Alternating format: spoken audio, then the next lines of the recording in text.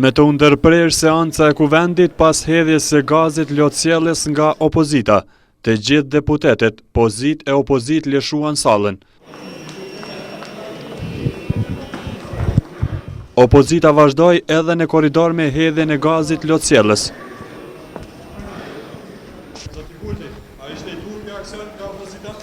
Pa u tërheq prej zajednicës nuk ka seancë kuvend. Deri kur do të vazhdoni këtë? Deri sa të tërhiqen prej zajednicës.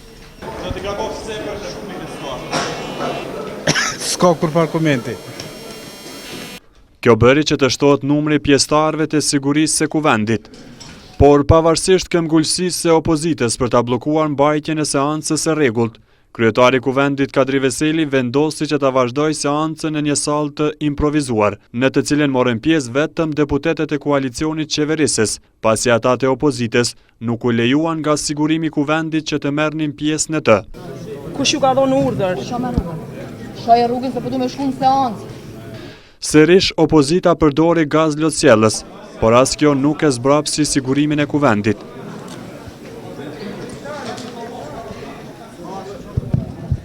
Me të kuptuar se gjasat janë të vogla që të marrin pjesë në seancën e improvizuar, opozita thiri konferencë të jashtëzakonshme. 3 lideret e partive opozitare seancën e improvizuar e quajtën ilegale, thanë se nuk do ta pranojnë asnjë vendim që është marrë aty. Seanca ku nuk ftohen, madje pengohen deputetet e zgjedhur nga populli nuk mund të quhet seancë. Prandaj ne i konsiderojmë këto si jo legjitime dhe secilin vendim që deri këtyre seancave është vendim jo legal. Opozita ka qëndrim që nuk do të lejon mbajtjen e seancave pa u anulue marrëveshjet e dëmshme, ndërto ma kryesorët, ajo e Bashkisë Komunave Serbe, gjithsesi Zajednica, edhe versioni tashëm i shënimit kufirit.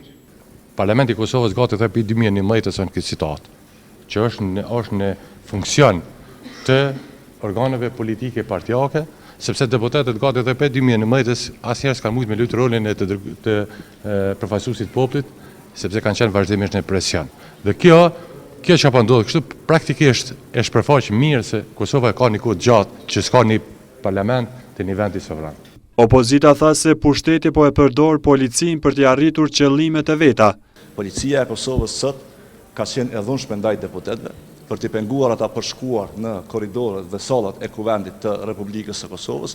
Kritikave të opozitës ju përgjigj zëvendës kryeministri Hashim Thaçi, i cili tha se opozita po bën vepra kriminale në dëm të shtetit. Krejt e kësaj opozite kanë një agjendë të destabilizimit e Kosovës, nuk është instrumentalizimi i policisë, nëse policia sot është sulmu, kryeministri sot është sulmu, ministrat janë sulmu, kryetari i kuvendit, deputetët të gjithë që kemi qenë në kuvend jemi të sulmuar nga mosbesimi qytetar që kanë pasur në zgjedhjet e kaluara, kanë kaluar në veprime frustruese të një rance të plot politike. Pas përfundimit të seancës së improvizuar në të cilën u miratua në parim buxheti për vitin 2016, kryetari i kuvendit Kadri Veseli doli jashtë për të ftuar opozitën brenda kuvendit, por nuk pati sukses. Le të vinë deputet, le të futen, s'ka nevojë me polici. Tash pasam luftë me policinë që po doin me arrestu. Tash e pa. Po veç një pushtet kriminale bën këto aty.